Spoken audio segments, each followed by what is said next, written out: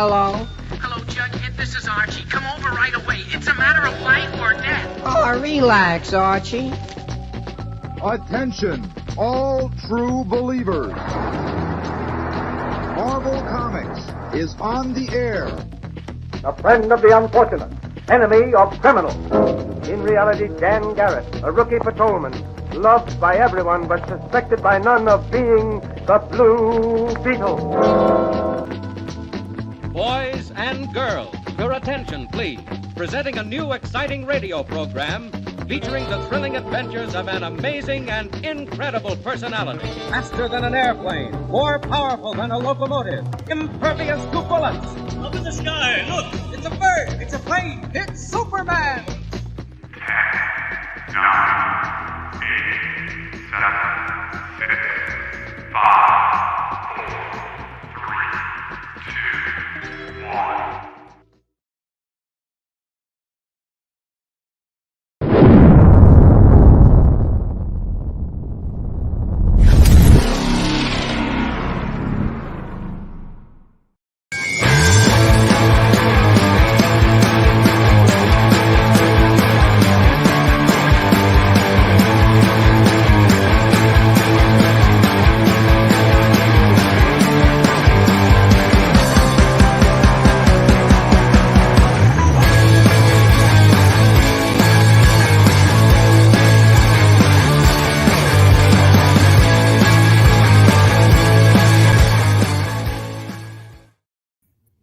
Rock and roll!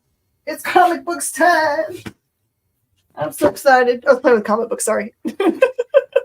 Hello, and Preston and Eddie. Castle already on talking. I saw that Castle posted up a review. Interested to see what he chose to read. It's going to be good. Came out this week. It's going to be good. Proud of you, Ed. Proud of you. Mm-hmm. This is another reminder, if you like to do reviews, they don't have to be long, like tiny amounts of time. We would love to hear from y'all, see what you guys are reading and what you love. And it doesn't have to be from this week. It could be from 12 years ago. Yes. It's still good because somewhere out there, there's somebody that they're just starting comic books. I met one yesterday and they were like, I don't know where to start. I'm like, what do you like?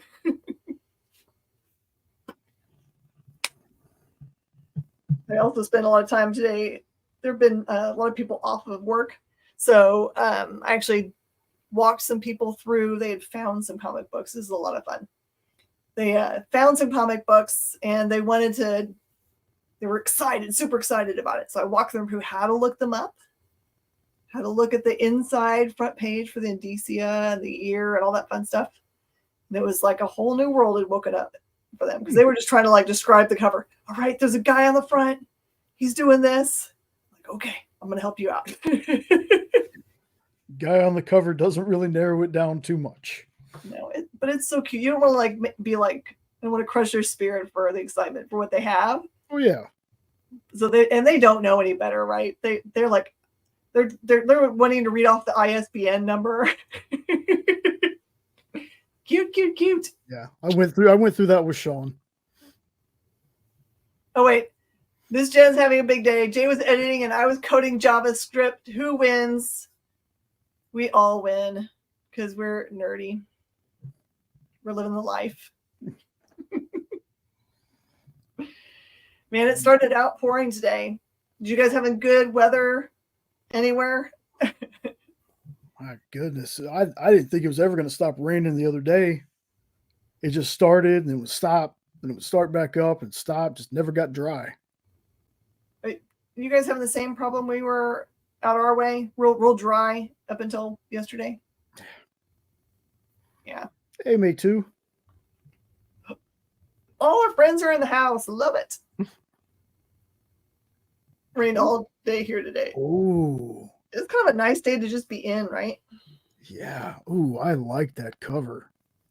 Yeah, this is really cool. You know what's so funny is I don't even know what happened in the store, whether it was something that like a ton of people heard pre-buzz about and just decided to add it to their pull boxes.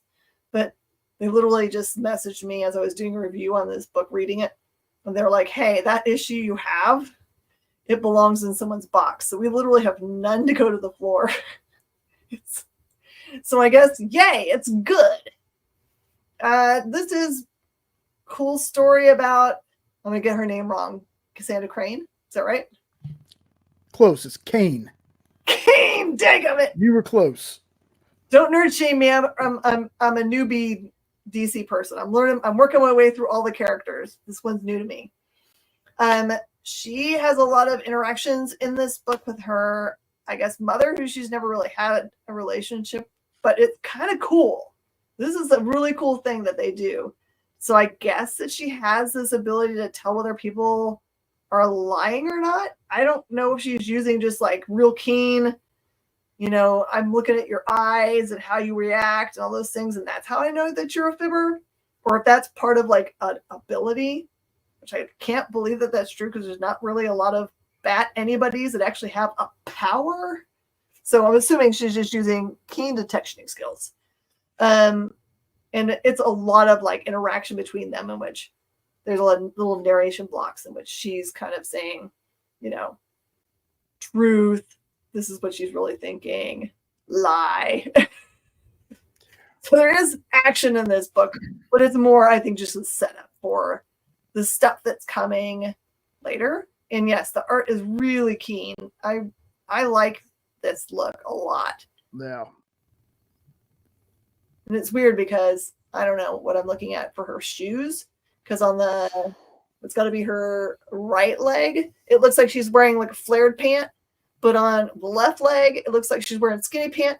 And that's got to be a costume design thing. I just want to know.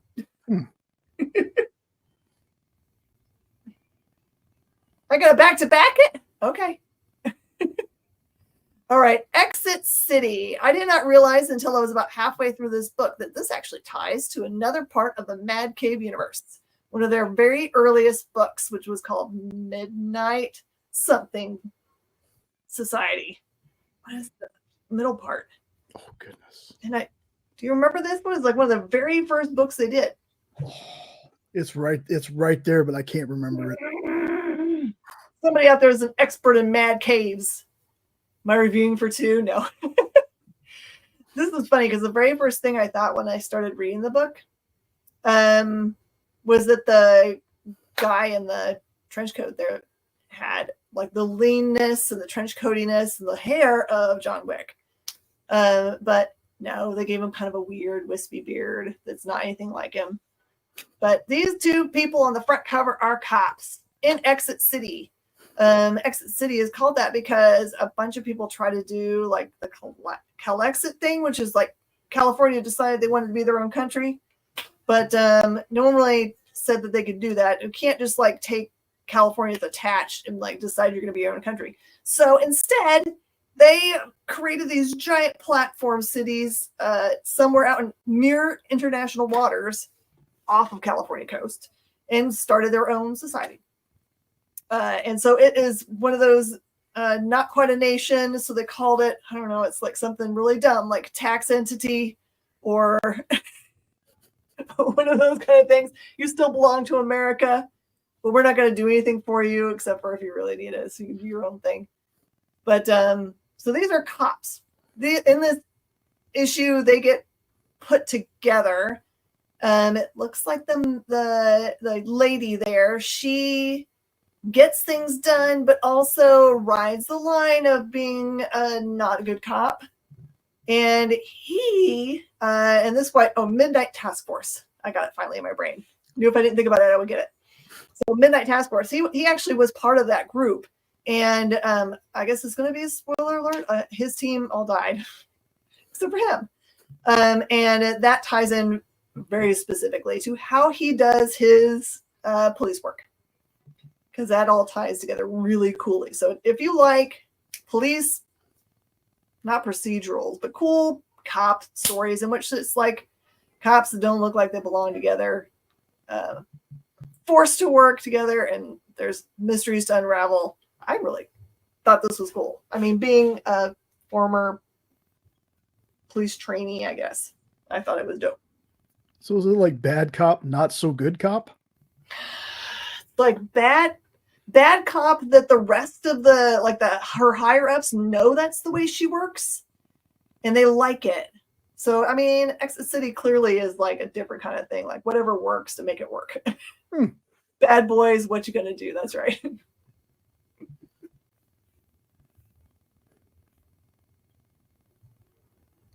Really? Shoot, I gotta go pull on my Midnight Task Force. I might pull them before the next part of the show so people could buy it if they wanted to read it. Cool. Okay. So, as most of you know, I've been really digging this this series. This is just another collection of weird bait and switch kind of tales. Love it. The first one is actually my favorite. The first one, it felt kind of like V. There's like this war with humans and aliens fighting, but it's more than that. But I don't want to say too much more because I want people to read it. I thought it was really good. The twist was really cool to me. So we got that one. And then there's like this really strange one about 3 God particles that respond to emotion. And I mean, I don't know if y'all know this, but humans and emotions kind of aren't that great sometimes. So if you have a God particle that could basically vaporize everything and it kind of gets activated by emotions, you could tell it's probably not going to be the happy ending. It's good. It's kind of it's rough. It's rough. But then there's this other one about Roswell, and I thought it was super interesting. Because it wasn't until the end of the book that you realize where they're at. Because it starts off some other place, and then they get to this place, and at the very end, you learn that it's. And I already spoiled it, but I didn't at the same time. It's hard to explain, but trust me, when you read it, you'll get it. Now, there's a story in here at the end that was almost a blink and you miss it kind of thing. I thought it was actually part of the story before it. And then I looked at it again. I was like, well, this one says the end. This one felt like it was 2, maybe 3 pages, but they had splits in it. So you have 2 things going on in panels at the same time. I mean, it was so short. I didn't realize it was its own story. Very, very visual on that one. So to me, this one was not the strongest entry in the series overall. Like all the stories, there's one like I said, there's one really good story at the beginning that I really, really dug, really liked it. But in the other issues, I really enjoyed every story that was in there. Some of these are, and it's not that they're weak stories or badly written or anything like that, but it just feels like it's one of those, it needed one more panel. It needed one more page to kind of drive home the point for me. But it's still pretty good. Like, don't like not get this one. It's still really good. Like I said, if you've been collecting these, I'd still say go for it. It was still a lot of fun, just not as strong as the other entries have been. Does that creature appear in the book? Because it looks really cool. Something similar, but this art style isn't in the book. Okay. That's okay. I just like that monster. Oh, it's dope. Yeah. It's like he's got arms, but the pinchers. Okay. This is where you're going to really see my weakness in DC. The things that I do know is that they have had a bunch of recent series that have focused on each of a ton of these Golden Age heroes, like Jake Garrick and Alan Scott. And you probably recognize the it said his real name, and now I can't remember his character name? Fellow with the helmet.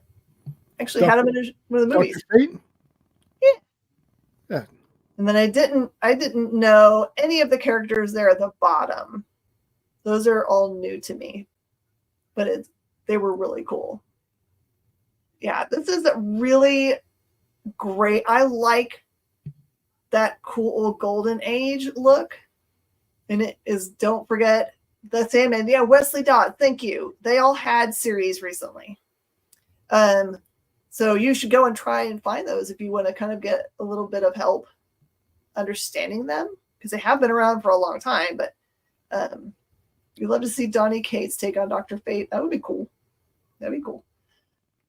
So this is kind of like a bunch of them doing team things, except for one of the team that's on this page is not who they are supposed to be. It's like they show up at the very beginning, and then toward the end you find out that they're totally a bad guy, super bad guy. So for as much as you've got the JSA, they feel like the Knights of the Round Table, because that's the way they set up, there is a bad guy version of that. Now, you guys that have read that old stuff, maybe you're just like, of course, everybody knows who those are. That team is called blah, blah. But I don't know that team's name. So to me, it was all cool and new. So I like it. I hope that we at some point, I mean, I know that this is great as comic book, but there's sometimes when you just like to see things in motion. I would just really like to see like them embrace like the mood and tone, feel all of the stuff about a golden age, and try to recreate that as on film. I don't know how you would do it. It's kind of like oh gosh, I can't remember that. There's an old movie where the Sky Captain of the World of Tomorrow, where they actually did it. Like it had the grainy film feel and all that stuff. That would be so cool. I don't know. It would be really hard to find an actor who also felt like somebody that was from that era. That would be tough. Someone out there could do it. I bet there is. My poor man Wildcat all the way in the back by his lonesome there. Mm-hmm. That's a great cover. Oh my gosh. It is a great cover. And I hope I don't make people too sad with this one.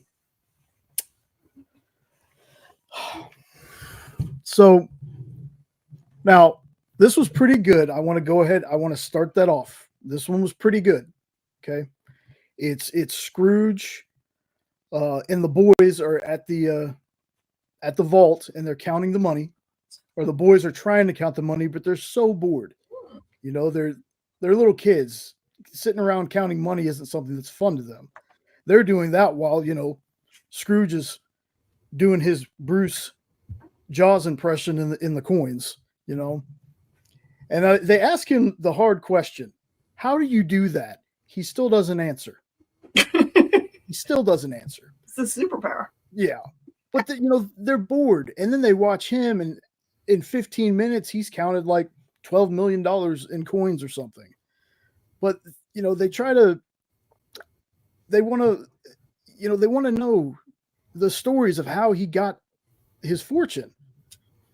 And he takes them back to McDuck Manor, and he ends up telling Huey, Dewey, and Louie these stories about certain things that he acquired throughout the years. And the art in this is great. We see a couple of familiar faces, and they tease that there's going to be more. The best way that I can describe this first issue is it feels like a clip show episode that you would put in the middle of a season. I'm in no way, shape, or form saying that I was bored with this or I didn't like it. It's more, I see the potential of what this book could be. And just as a DuckTales fan, it wasn't a strong opening issue. Definitely not as strong as some of the other Disney Dynamite books have been. But it's still good. And if you were looking forward to getting this, you should definitely grab it. It is enjoyable. It's just, I think for me personally, it's going to take another issue or two to really hook me in.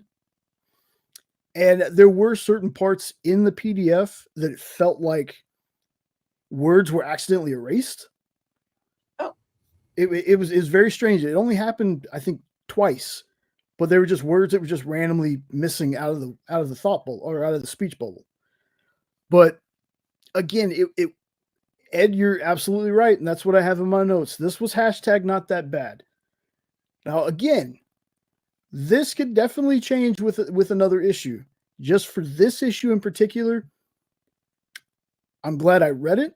I don't regret reading it, but it wouldn't be something that I would probably reread. So just something to think about. But if you were excited for this, please, by all means, get this book and tell me I'm wrong. I would love to hear that I'm wrong about this. So. All right. Okay, this is part of the Marvel Voices line, which loves to introduce new characters, and this is what happens in this book. So Kahori is from the Mohawk tribe, and they have, as part of their like lore of where powers come from, they have a lake that has been imbued with power long ago, and they don't, from what it looks like, they're not part of whatever our Earth is, right? They're from their own, and for them, if they, the way the lake got the power is that which of the stones? What's the one that was in the spear? The Tesseract, whatever the Tesseract was. The Tesseract fell into that lake, and that's the power that they get if they touch the water. So, and in this issue, it introduces a character that is Loki, but the Loki that is instead a frost giant king. So it is Loki, but all blue body, very cool looking version of him. And he shows up and wants to take the power of that Tesseract stone, Space Stone. Thank you, from the Space Stone. And this starts like a travel, like they actually jump between dimensional spaces, trying to get him away from that power. And he ends up, he does take hold of it a little bit. And there's a lot of warnings given to him, so we'll see if he's actually listening to any of that stuff. But this is neat because it also has Echo in it, who is, I think Echo's from Earth proper.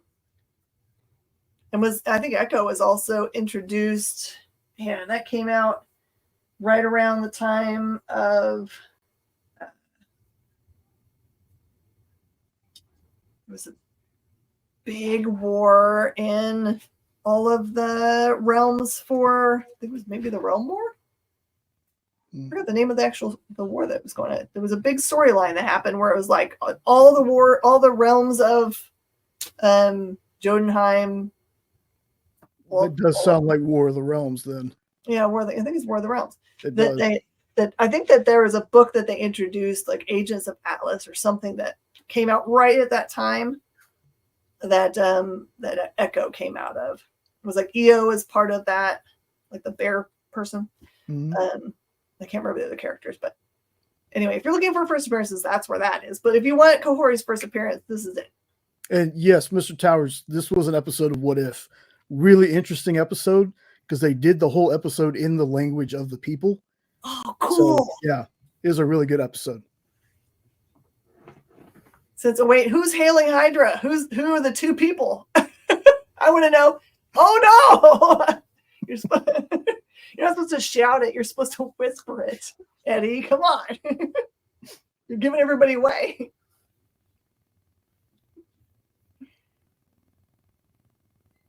Oh no, backwards. Little Batman, month 1. This is super adorbs. This is totally something that if you're like really wanting something to give to your niece or nephew or your kiddo, and that you still want to read, but it would be cool if you got to read it together. This is cool. And it's the same kind of, recently they had the Boy Wonder that Junie Baugh did. That ended up being so amazingly cool. This is like one level of cute away from that. So Boy Wonder was more serious. This is more leaning toward the Batman and Robin and Howard end of the line, if you were reading that, which I also love to death. But this is he is training, this little kid is training as Batman. He knows his dad is Batman. And he has to put up with all of the, he lives in Wayne Manor and everything is cool. So he has to sit at the kids' table and go to all these fancy parties, and it's not fun. It's not as fun as running around as Batman. But there's still stuff that happens. And he's like, hey, Dad, what happens if we are our people selves and bad things happen? Do we just still do something about it, or we don't do something about it? So it's a really cute setup for, he's definitely a really little kid here. So. It looks like a Batmite costume. He is so adorable. But there's a cool bad guy. Cool bad guy that shows up kind of toward the end of this book that I don't think they've messed around with in a while. At least I can't remember the last book that they've had this character in this design way. I've seen him in the movies, but in comic books for a while. It's really cool looking.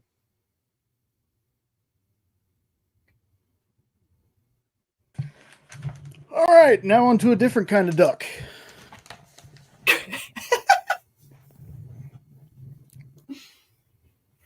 Man, what a story so far, y'all.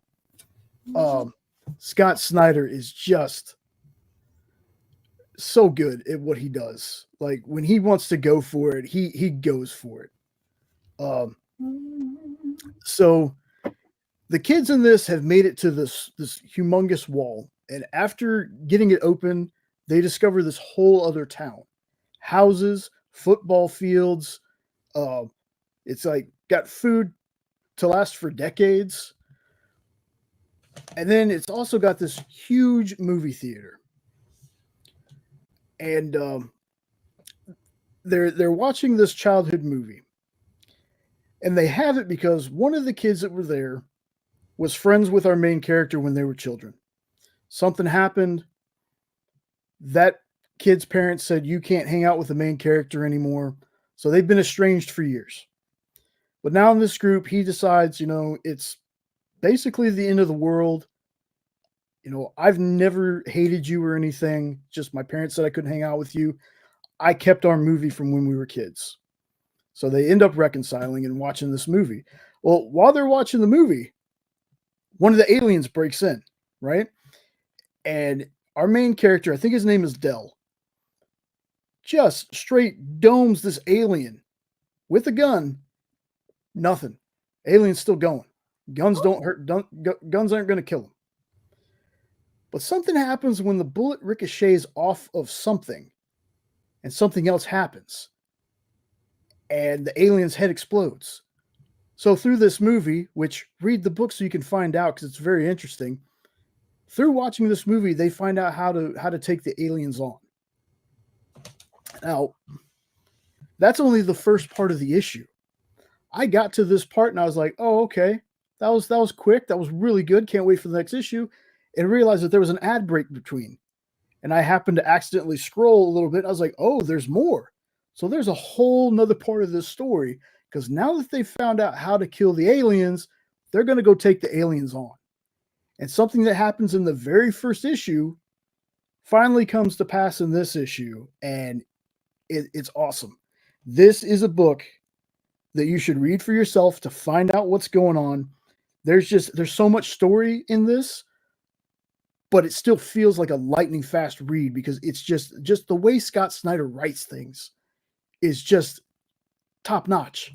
So this one was so quick that I actually read it probably more times than I should have, but this is an excellent comic.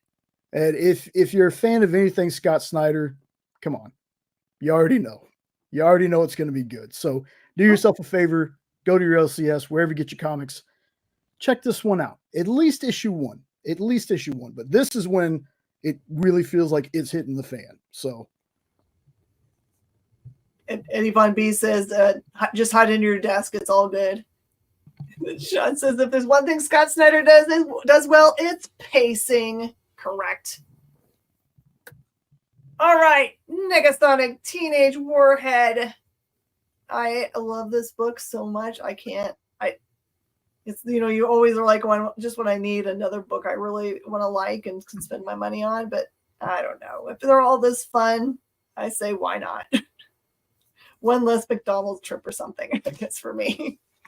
There actually are two storylines that happen in here.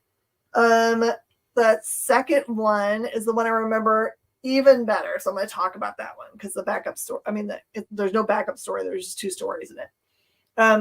It really is Negasonic finding out because for some reason when she was she died on Genosha and then was brought back through that like the stuff that happens on Krakoa. It like remade her.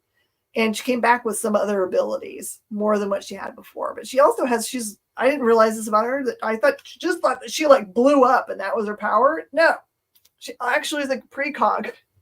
She's looked forward and can see that there's an immediate future in which if she doesn't kiss this girl, which ends up being like from the movies, you're used to seeing like her girlfriend that isn't from the Deadpool movies. Is it Miko? Miko, yep. That's the person that she's supposed to. But in this storyline, she doesn't even recognize her. She has no idea who that is. But it's clear that like to stop the end of the world from happening, she has to both find her where she is on a moon somewhere, meet her and kiss her. And the problem is in the storyline is that Negasonic, the power that she knows she has to use to be able to do that, she doesn't want to use because I think for her it feels like it's too, I don't know, godlike or something.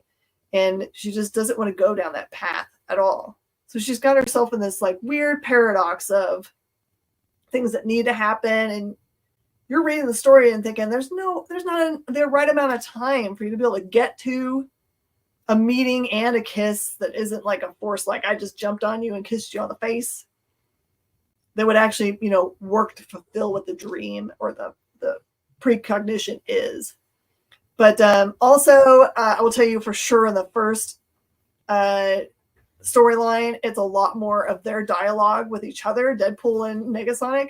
And it is like, if you love the dialogue that they had in the movie where it's just like complete smack talking and eye rolls, it's so good. It captures all of that stuff between them. So,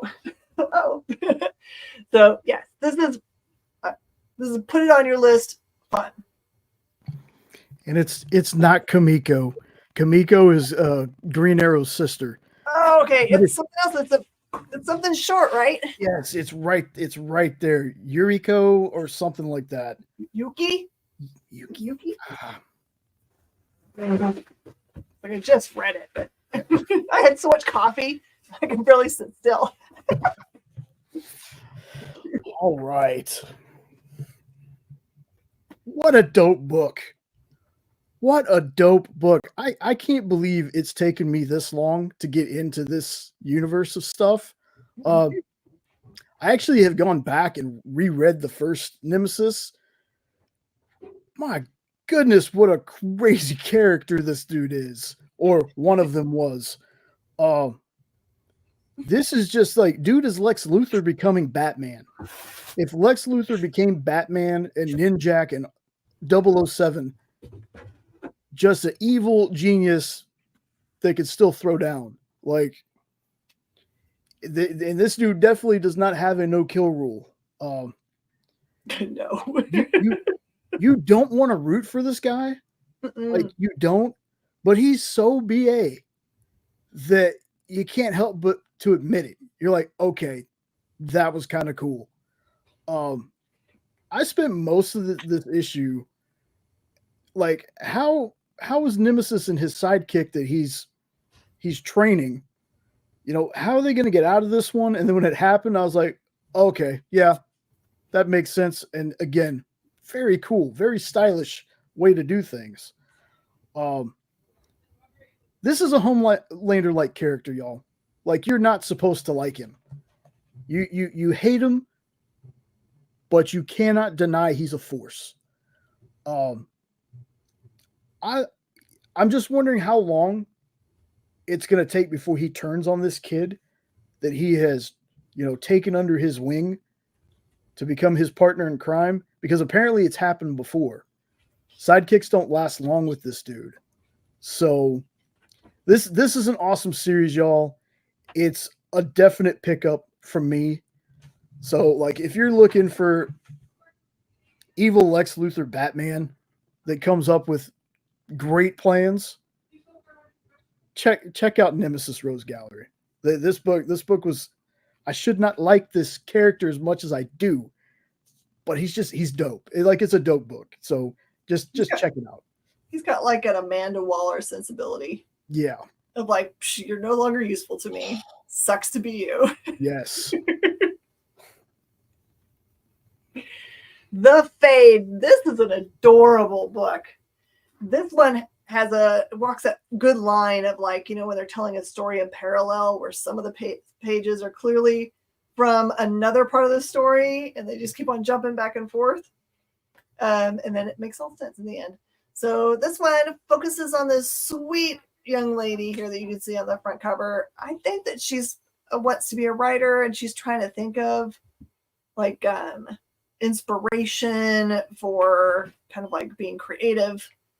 And, also, she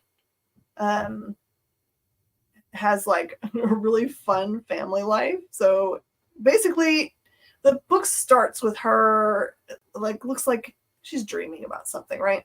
She wakes up, gets asked to come down for breakfast. There's pancakes. She forgets it's her dad's birthday, which is the reason why there's pancakes. And then she goes off to school. But before that, she's actually seen, it looks like maybe there's like social media feed that has a video on it that's like, hey, if you want to cross over into the Fade, you only need to do these things, which sound a lot like, look into a mirror over your shoulder and say this word 5 times, with those kind of things. It's just like, it looks like urban legend, kind of like, you don't want to do it just in case, Candyman. But no. So, the other day, my husband would not stop saying Beetlejuice. I'm like, stop it. He's like, what's wrong with you? I'll just say it 3 times again. I'm like, well, we all know how that works out.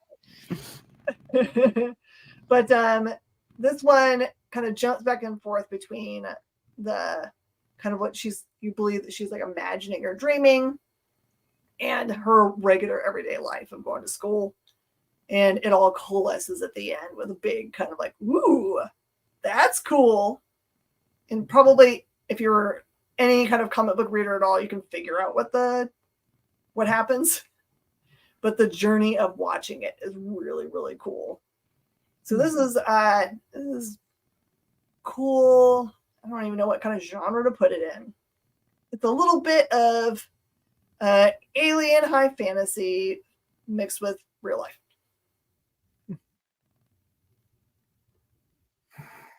That looks cool.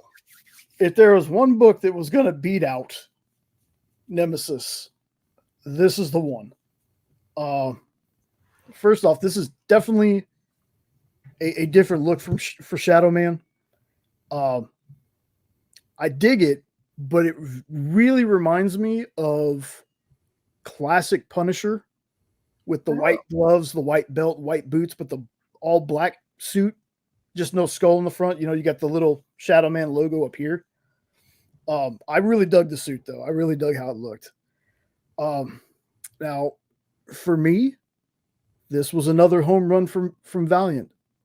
The action, the twists, the art, the story, just everything clicked with me.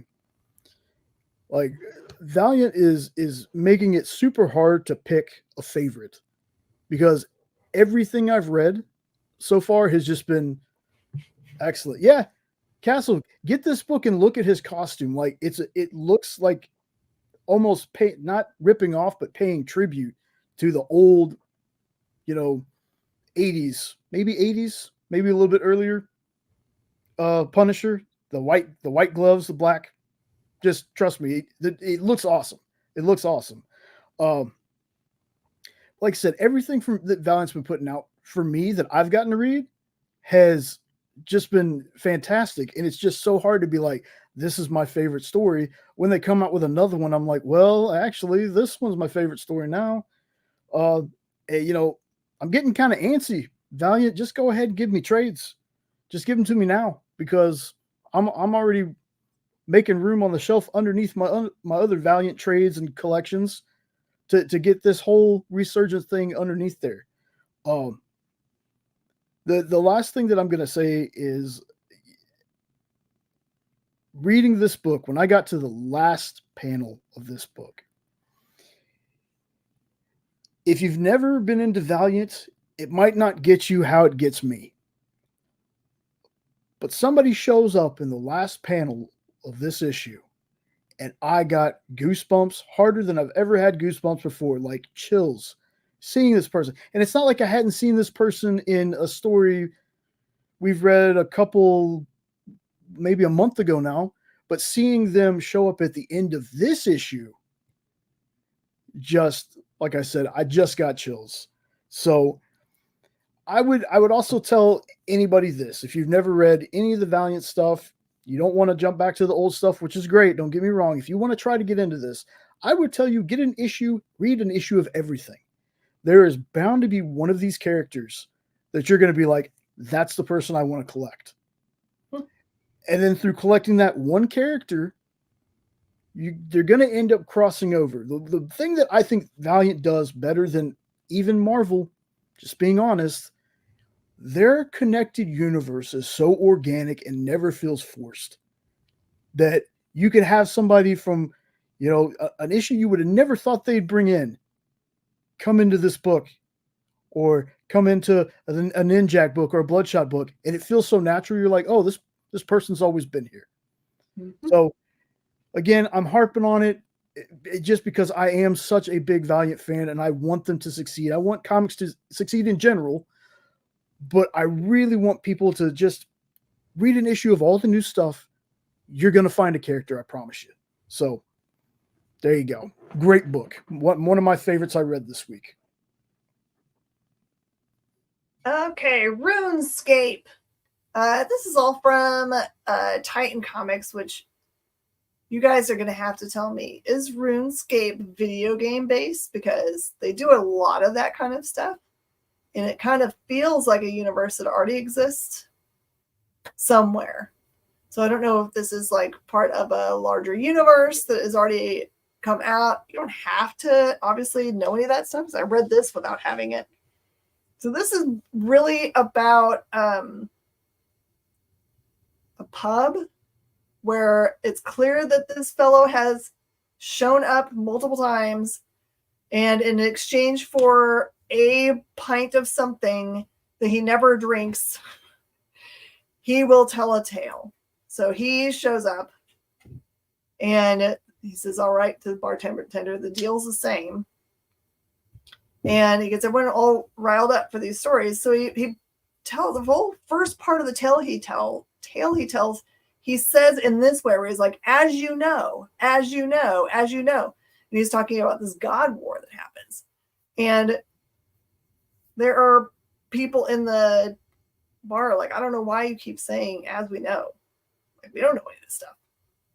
And then he goes on to tell the larger tale, which is kind of cool because it has this like pink skull. It's just a skull that's part of the storytelling, which is really cool.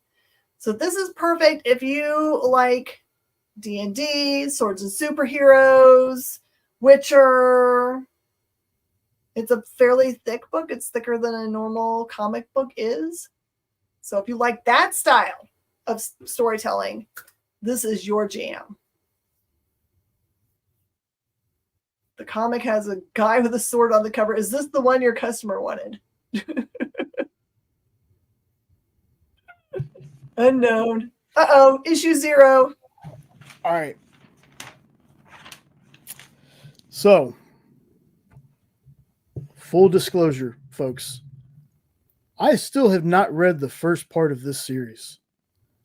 I was not one of the people that jumped on the front of it. Jenna was, and Sean did after her, but for some reason, I just missed out on it. I just know that it blew up, and now getting first prints of this is ridiculous. Mm-hmm. De Janeiro. Yeah. Now, here's the thing. I have read like issues 24 through like 27 or 28. Okay. And from that part, I liked it. I thought it was really good. But then I kind of fell off. And then there's some other spinoffs that I wasn't really into. But I could see the appeal of this book though, from what I read. Now, I also felt like when you get to 30 issues of a comic, maybe the comic has run its course, but there's still people that are wild about it. So this issue, though, for me was just rock solid, and reminded me why people like this book so much. And this is without me reading the first, 20 issues of this thing. It's written, it's just very well written horror. And we have a little girl who's basically had her arm ripped off by this monster. And she's recounting her time with Erica Slaughter to a dude that from the jump, you just don't trust this guy. Like there's something about him that you're just like, nah, I don't like this dude. I don't like him. But again, this is, if you've never jumped on Something Is Killing the Children, check this one out. And I probably glitched out there. If you're someone who has been reading the story, but you've kind of fallen off of it, this might be the issue that gets you back on. Again, if I can get this one and then start reading the series, I think I can get more into it than when I did, reading almost 30 issues in of this story. But for a zero and me not knowing too much about this world other than the basics, I thought this was excellent. Like these were my top 3 books that I read this week. And I never thought, Something Is Killing the Children was going to be one of them. It's not a spinoff, Eddie. It's a story that I think it happens before we get into the main story, but I've never read the first part of it, so I'm not sure. But it's not a spinoff. It's Erica Slaughter. It's the main character. I was trying to find. I know that I saw this week sometime an announcement for another spin-off series with a different character. I swear that she was carrying a big axe. And I just can't find it wherever I saw it. So know that there's probably something new, another thing to go in. Yeah, Eddie. So if there's somebody out there that when you read this, let me know. Because like I said, I don't know if it's a prequel just because I've never read the beginning of the story. So I don't know if it's a zero. So maybe it's a prequel. Makes sense. But let me know. I'm interested. Oh, I'm so excited to hear your thoughts on that. Absolute. Again, I will remind you one more time. If you want to be all in on the all in that is happening in DC, it's just time to go to your LCS and just be like, I'm all in. Just add on all this stuff that's going to be absolute to your pull box because there has not been a dud yet. Okay, so the thing I've really loved about the Absolute line is that fully tells very original stories. It doesn't feel like, sometimes when they're like, we're just going to rework the same old material. This is really them doing an amazing job of giving us a completely different look at characters, like as if at the core they're the same person, but everything else about them, their past, everything that made them who they are is so different. So this book takes place primarily on their home planet. Like There was no like baby thrown into a rocket ship and sent off to Earth. This is them. You get to see kind of like the way their society is. You'll find out that the symbols on their chest mean way more than like their whole like thing that they made in the movies, where it's like stands for hope. It means something completely else. It's a class designation. And wearing the S's, you are not a higher echelon person on their planet. You're really just like a base worker. You're the ones that like have to go and mine for, you know, red ore, their sun ore, and all this other stuff. So you get to really see some of the character of the way that their world works. They value science above all, and if you question anything about how the science like part of their society works, you might just find yourself permanently declassed down to this class. So yeah, it stands for like S rank. It's so, it just gets you in the guts. You're like, no, what are you guys doing? I thought, isn't your planet supposed to be pretty and sparkly and you do everything right and for all the right reasons? No. So this is cool. It's bleak but not. And yeah. That's my new favorite Superman shield. I want you guys to really enjoy this. Yeah, that is my new favorite Superman shield. I love that shield. And Eddie, the reason I'm not doing it is because unfortunately I don't get DC books. But oh my goodness, I can't wait to read this one. As someone who loves Superman, seeing what they've done with Batman and Wonder Woman, I'm so excited to see what they do with Superman. And I'm actually a fan of Jason Aaron's writing. I know a lot of people are kind of iffy on him. I'm a fan of his writing, so I'm super excited, pun intended, 100%, to find out what he did with Superman. Yeah, so I am now, even after reading all three of these open forays, I'm so excited to read Absolute Martian Manhunter, because I've talked about the background of that character so much, about I still don't have a good answer from anybody. Like, I know he's terrified of fire, but is he actually weak to fire? Or is it just because his family was destroyed by it? I would love for them to look at that event in his life and make it mean something else to me. Just freshen it all the way up. Yeah. Oh, DC's killing it right now. Mm-hmm. They really are. That feels like their what if universe to me. Yeah. I mean, but it doesn't feel like it's so far off that right. It's like, okay, well, what if Superman was made of diamonds? Yeah. Well, folks, that is all the books we had. I was a little lazy today and only read 6, but still a fun time. Still love the conversation. Thank you all for being here. If you are traveling, make sure you check out comicshoplocator.com. That is comicshoplocator.com. Enter the area code of the place in which you are going to find comic book stores in the area, but also call the store. Don't trust the Googles. They're not always correct with the times there. Coming up right after us is going to be Mint Under Comics.